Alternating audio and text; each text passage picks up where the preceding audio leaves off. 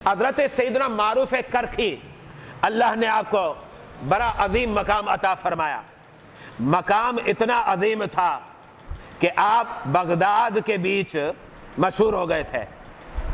یہ حیات ظاہرہ کی بات کر رہا ہوں۔ آپ بغداد معلیٰ میں مشہور ہو گئے تھے، جبکہ بغداد معلیٰ ہمیشہ سے اولیاء اور صحابہ کا مرکز رہا ہے۔ بڑے بڑے اکابر صحابہ کے مزار وہاں موجود ہیں، اور بڑے بڑے اکابر اولیاء ان کے مزارات مقدسہ بھی بغداد معلیٰ کے اندر موجود ہے۔ اور پھر بغداد کے عظیم شہنشاہ اور بادشاہ سرکار بغداد سیدنا غوث اعظم کا مزار بھی تو وہیں موجود ہے، بغداد معلیٰ میں۔ تو بغداد میں آپ کے زمانے میں اگرچہ اور بھی اولیاء کرام تھے، لیکن آپ بہت زیادہ مشہور ہو گئے، اور مشہور کس حوالے سے؟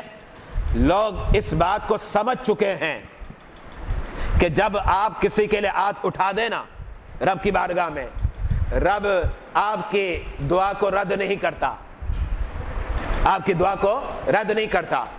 لوگ آتے آپ کے پاس اور آپ کی بارگاہ میں دعا کی عرض کرتے۔ حضرت سیدنا معروف کرخی کا ہاتھ اٹھانا ہوتا، رب کی بارگاہ میں دعا کرتے، مولا اس کا مسئلہ حل فرما دے۔ لوگ کہتے ہم دیکھتے جب آپ دعا کرتے اور دعا کرنے کے بعد آپ اپنے ہاتھوں کو اپنے چہرے پر پھیرتے، رب جلیل دعا کو قبول کرتا اور اس کا ثمرہ ہماری آنکھیں دیکھتی، اس کا ثمرہ اور پھل جو ہے ہماری آنکھیں دیکھتی۔ لوگ یہ کہتے، اس کا مطلب کیا ہوا؟ حضرت سیدنا معروف کرخی مستجاب دعوات تھے۔ صحابہ، بعض صحابہ بھی اس حوالے سے مشہور تھے، جن میں ایک نام حضرت سیدنا سعد ابن ابی وقاص کا ہے۔ آپ بھی صحابہ کے بیچ بڑے مشہور تھے۔ لوگ یہ آپ کے متعلق گمان رکھتے تھے کہ آپ جب دعا کرتے ہیں رب جلیل ٹالتا نہیں ہے اور فوراً آپ کی دعا کو قبول فرما لیتا ہے۔ اور یہ شان کا عکس جو ہے حضرت سیدنا معروف کرخی کے اندر بھی تھا۔ حضرت سیدنا معروف کرخی آپ کا وصال ہو گیا، اور آپ اب اپنی قبر انور کے اندر تشریف لے گئے۔ اب لوگ کیا کرتے؟ لوگ آپ کے مزار پر آتے۔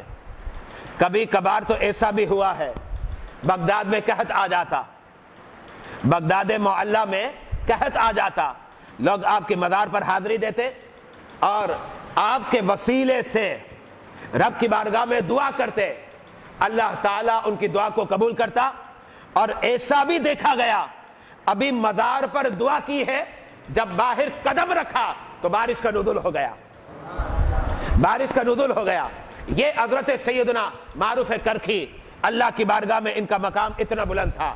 حضرت سیدنا معروف کرخی کے بارے میں یہ بھی مشہور ہے، خطیب بغدادی نے لکھا کہ آپ کے مزار پر کوئی بندہ آئے اور رب کی بارگاہ میں دعا کرے، کہتا مولا صاحب مزار کا واسطہ، صاحب مزار کا وسیلہ، رب جلیل کیا کرتا؟